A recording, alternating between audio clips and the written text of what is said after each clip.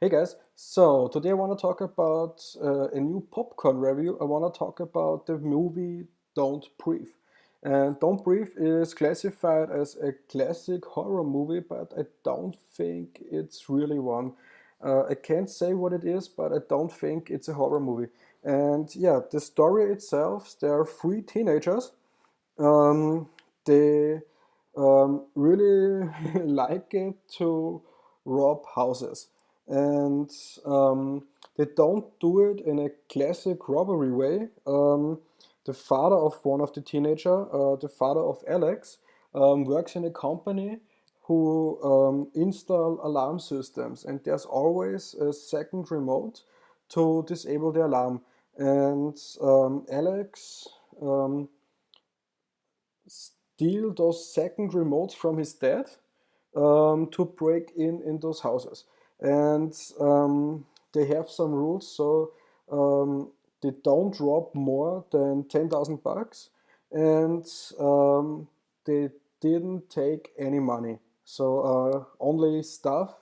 And there is a guy who sells stuff in the street, and from there they get their money. And yeah, after they are done with a robbery, they want to let it look like a classic robbery, so they take a stone and put it through the window, so the alarm system goes on and it looks like a robbery. But if the police is there, they are wide away. And yeah, there's another guy in this town. This is a blind guy, a blind military guy or ex-military guy, a veteran, and he gets a piece of a grenade into his eyes, so he gets blind. And his daughter died in a car accident, and the family who kills his daughter, they are a very rich family, so they paid themselves free. And those blind guy has $300,000 in his house, and the three teenagers wants to steal the $300,000. So they don't have to do these little robberies anymore, and they can move into another town.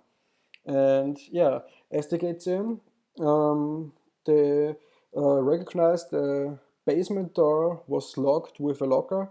And at the moment they open the locker, the blind guy come walks down the stairs and recognize something is wrong. And one of them tries to calm him and say, "Hey, we will rob you, accept it, and it's done." Um, I won't talk any more of the story of this movie. I think that's way more than enough. But I want to talk about some other stuff. Um, there are some logical mistakes. Um, if you're blind, you can hear way better, you can smell way better. And I think there are some mistakes in this movie, because there's this situation. Alex is in this small room, small and long, and the blind guy um, walks directly to him. Um, he didn't know Alex is here, but he wants to walk through this room, and Alex is in the way. And in the last second, Alex puts himself to the wall aside, and um, he didn't recognize him. And I think that's a logical mistake, because you hear better, you smell better if you're blind. And if Alex um, puts himself to the wall in the last second, um, there are some noises. Alex has no shoes. He was in his socks. That's a little bit quieter, but this makes some noises.